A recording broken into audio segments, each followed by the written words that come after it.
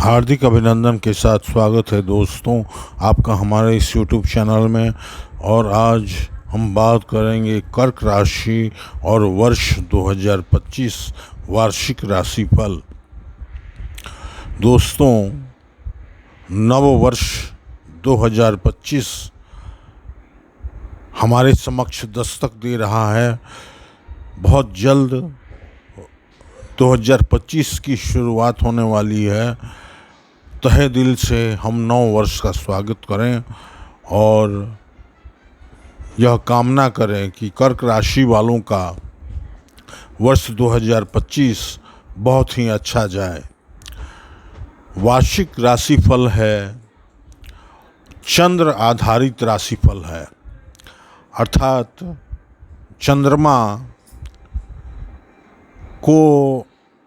चंद्रमा जिस राशि में स्थित हैं उसको लग्न मानकर उसका राशिफल दिया जा रहा है। अर्थात यह चंद्र आधारित राशिफल है। कर्क राशि और वर्ष 2025। कर्क राशि वालों के लिए 3 प्रमुख ग्रह शनि, गुरु और राहु केतु का महागोचर होने वाला है। वर्ष 2025 में तीनों प्रमुख ग्रह अर्थात शनि का भी, गुरु का भी और राहु केतु का महागोचर 2025 में होने वाला है।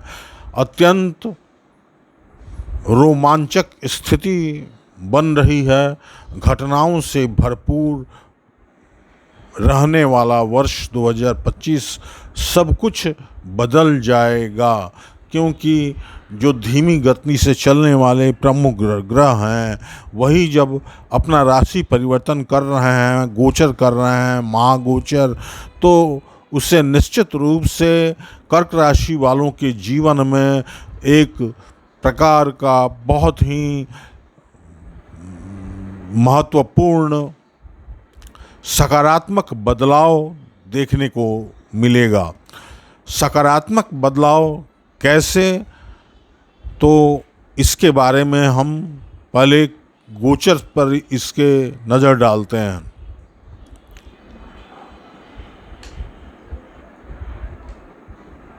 शनिदेव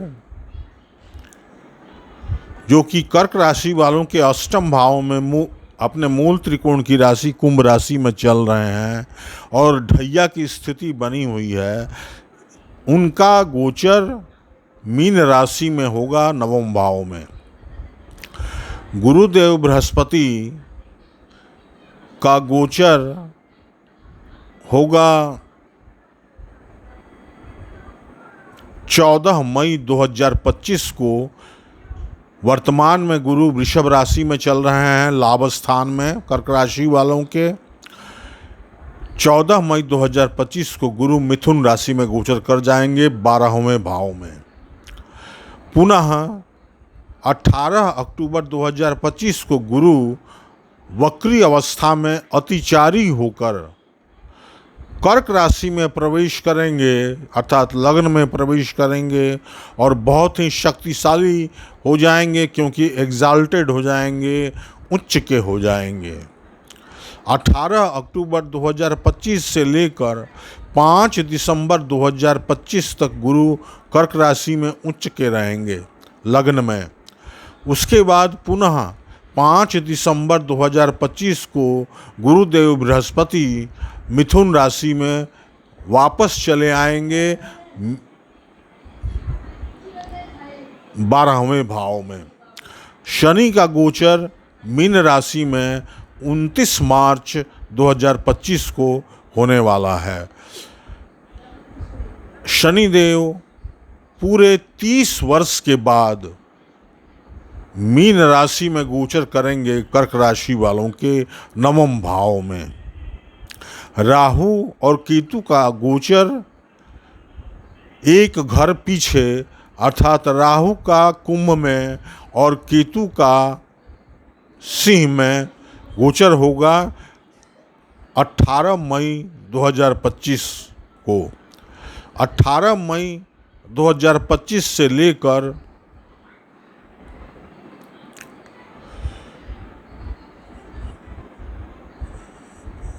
5 दिसंबर 2026 तक राहु और केतु क्रमशः कुंभ राशि और सिंह राशि में गोचर करेंगे। इस तरह से इन 3 प्रमुख ग्रहों का महागोचर हो रहा है 2025 में।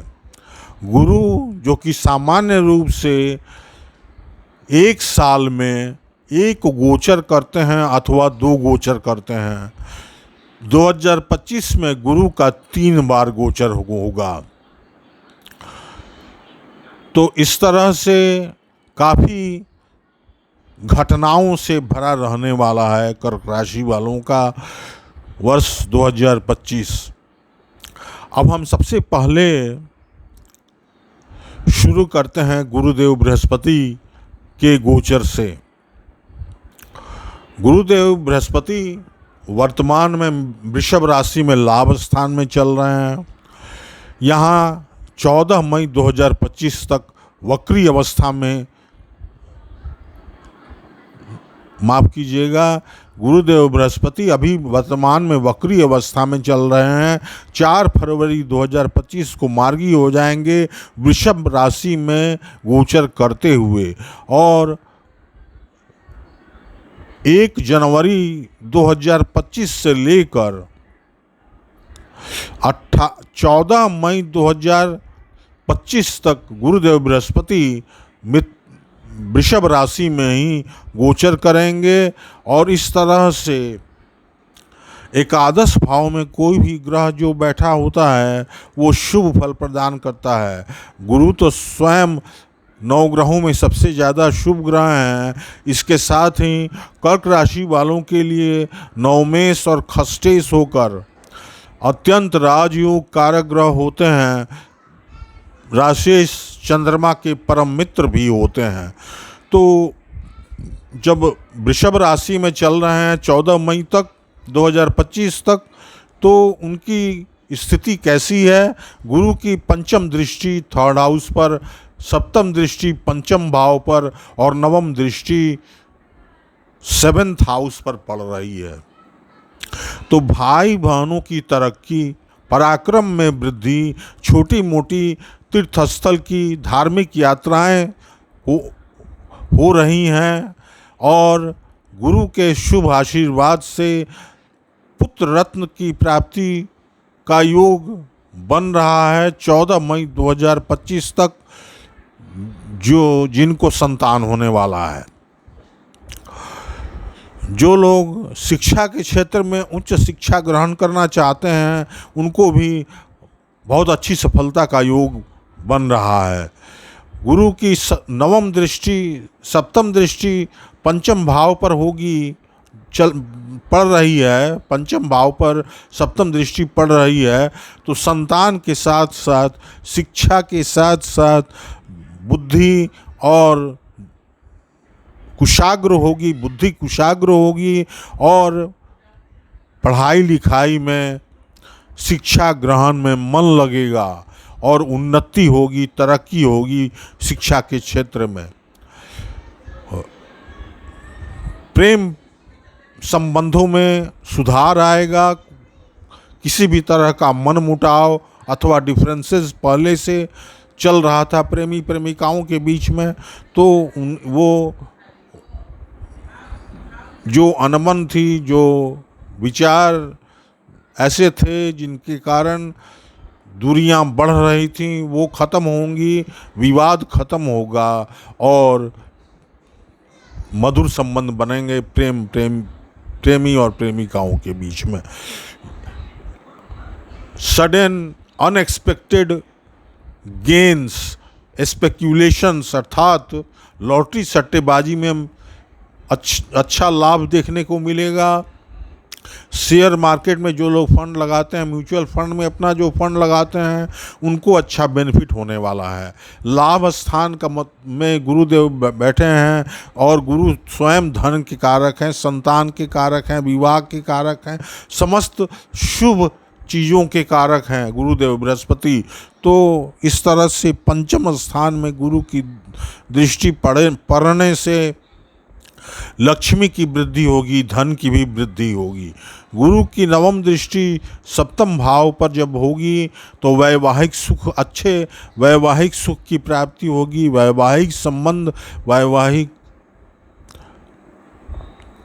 स्थिति बहुत ही शुभ रहेगी। जिनके विवाह नहीं हो रहे थे या विवाह बनते बनते बिगड़ जा रहे थे, विवाह की बातें बनते बनते बिगड़ जा रही थी, उसमें सुधार आएगा और विवाह के रास्ते खुलेंगे।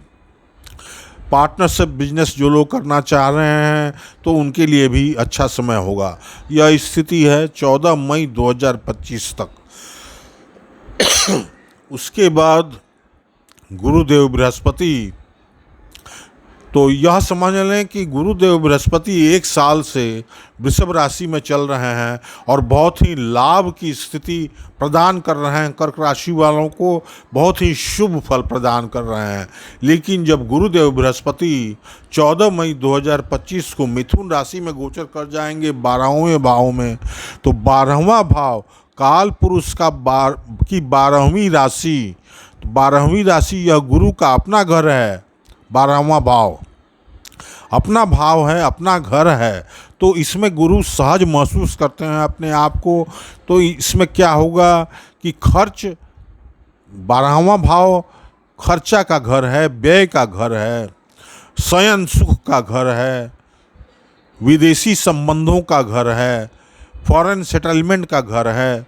तो इसमें गुरु के जाने से खर्च तो होंगे, व्यय तो होंगे, एक्सपेंसेस होंगे, लेकिन अच्छे कार्यों में होंगे। गुरु की कृपा से, गुरुदेव की कृपा से शयन सुख अच्छा मिलेगा और वैदेशिक जो जिनका व्यापार, रोजगार या नौकरी विदेश में चल रहा था तो उसमें काफ़ी सुधार आएगा। गुरु की पंचम दृष्टि पड़ेगी 4th हाउस पर। 1, 2, 3, 4, 5 जब गुरु द्वादश भाव में जाएंगे तो पंचम दृष्टि होगी 4th भाव पर। 4th भाव से हम वाहन देखते हैं, मकान देखते हैं, मानसिक सुख शांति देखते हैं। तो इसमें इन सब चीज़ों में सकारात्मक बदलाव देखने को मिलेंगे। और गुरु की सप्तम दृष्टि 6ठे भाव पर होगी, तो 6ठे भाव का संबंध है रोग, ऋण और रिपु से, अर्थात शत्रु, रोग, व्याधि, कर्ज, ऋण से, और इसके साथ साथ कंपटीशन से, नौकरी से। तो जिनको रोजगार नहीं मिल रहा था, जिनको नौकरी नहीं मिल रही थी, उनको नौकरी की प्राप्ति होगी। कोई कोर्ट कचहरी का मामला चल रहा था तो उसमें सुलह होगा और विजय हासिल होगा। साथ ही जो बाधाएं, अड़चनें सफलता के मार्ग में आ रही थीं उसमें बाधाएं और रुकावटें दूर होंगी और सफलता के रास्ते बुलंद होंगे। कर्ज, यदि किसी बैंक से आपने लोन के लिए अप्लाई किया है अथवा करेंगे 14 मई 2025 के बाद से, तो उसमें सकारात्मक रिजल्ट्स देखने को मिलेंगे, अर्थात लोन सहजता से पास हो जाएगा। और इस तरह से जो ऋण आपने किसी को दिया है, किसी को लोन दिया है, तो वो भी, उसकी वापसी भी आपको अच्छे से हो जाएगी।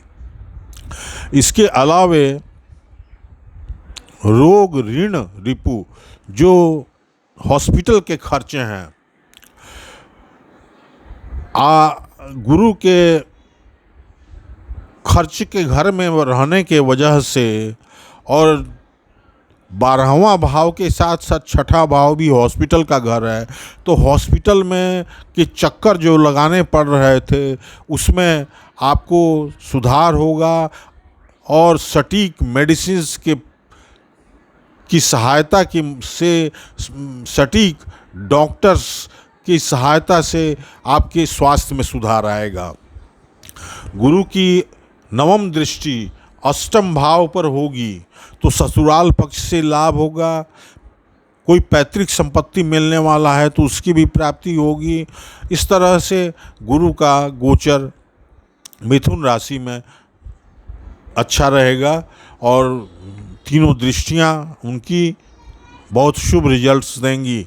उसके बाद 18 अक्टूबर से लेकर 5 दिसंबर 2025 तक गुरु जब कर्क राशि में आ जाएंगे, उच्च के हो जाएंगे, एग्जॉल्टेड हो जाएंगे, तो गुरु की पंचम दृष्टि पंचम भाव पर, सप्तम दृष्टि सप्तम भाव पर और नवम दृष्टि भाग्य स्थान पर होगी।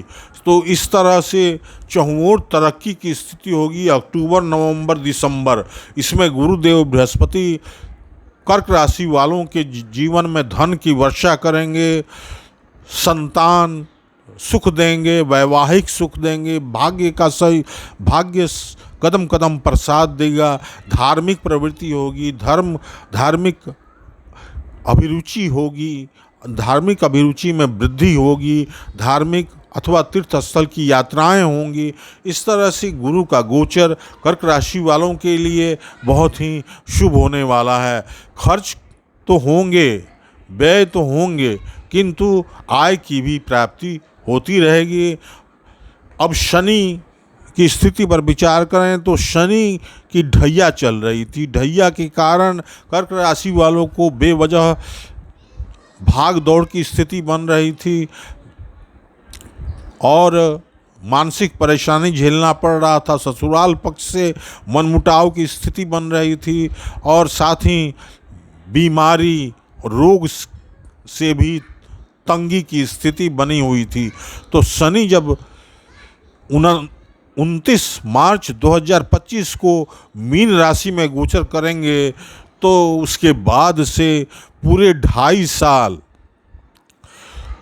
शनिदेव भाग्य स्थान में गोचर करेंगे, एक केंद्र के स्वामी होकर अर्थात सप्तम भाव के स्वामी होकर। तो लाइफ पार्टनर का बहुत अच्छा सहयोग मिलेगा। लाइफ पार्टनर आपके भाग्योदय में सहायक होगा और ढैया की स्थिति से जो भी परेशानियां हो रही थीं वो समाप्त होंगी और शुभ फल की प्राप्ति प्रदान करेंगे शनिदेव। राहु जो कि वर्तमान में मीन में चल रहे हैं तो वो मीन से कुंभ में आ जाएंगे और केतु कन्या से सिंह में आएंगे। 18 मई 2025 तक केतु की स्थिति अत्यंत शुभ है। थर्ड हाउस में केतु बहुत ही शुभ फल प्रदान करते हैं। पराक्रम में वृद्धि, साहस में वृद्धि, कड़े परिश्रम की क्षमता और अचानक से छोटी मोटी यात्राएं, लाभकारी यात्राएं करने को मिलेगी और साथ ही आकस्मिक धन लाभ की प्राप्ति भी होगी। राहु के 9th हाउस में जाने से पिता से कुछ मनमुटाव हो सकता है, किंतु भाग्य समय समय पर साथ देगा। अचानक से कुछ घटनाएं ऐसी हो सकती हैं जो राहु और केतु चूँकि सडन रिजल्ट्स देते हैं, तो राहु के सडन रिजल्ट्स के कारण पिता के स्वास्थ्य में अचानक से कुछ गड़बड़ी आ सकती है या भाग्योदय में कुछ ऐसी रुकावटें अचानक से आ सकती हैं जिनसे आपका मन अशांत रहे। कर्क राशि वालों के बारे में ये बात कही जा रही है। तो जब केतु धन भाव में आएंगे सिंह राशि में और राहु आ जाएंगे कुंभ राशि में, तो राहु के कारण ससुराल पक्ष से पुनः थोड़ी मोड़ी कुछ या अधिक मनमुटाव की स्थिति बन सकती है, लेकिन सडन रिजल्ट्स देखने को मिलेंगे। दुर्घटना आदि से सावधान रहना पड़ेगा। राहु जब 8th हाउस में चलेंगे तो दुर्घटना आदि से सावधान रहना पड़ेगा। वाहन आदि चलाते समय काफ़ी सावधानी बरतनी होगी। हाँ, पैतृक संपत्ति का लाभ आपको अचानक से मिल सकता है। केतु जब धन भाव में होंगे तो अचानक से धन की प्राप्ति धन की वृद्धि होगी, अचानक से बैंक बैलेंस में बढ़ोतरी होगी और वाणी प्रभावोत्पादक होगी। तो इस तरह से कर्क राशि वालों के लिए वर्ष 2025 बहुत ही घटनाओं से भरा रहने वाला है। सब कुछ बदल जाने वाला है और ये जो भी बदलाव होंगे वो सकारात्मक ज़्यादा होंगे, नकारात्मक कम होंगे। थोड़ी सी सावधानी बरतनी है राहु के अष्टम जाने से, जिसके लिए आप चाहें तो राहु का उपाय कर सकते हैं, राहु का दान करिए, तो इससे राहु के दुष्प्रभाव में कुछ कमी आएगी। राहु के दान के लिए 5 का सिक्का, 2 का सिक्का अथवा 10 का सिक्का छुट्टे पैसे गरीबों के बीच में दान में बांटें शनिवार के दिन। और बहुत बहुत धन्यवाद।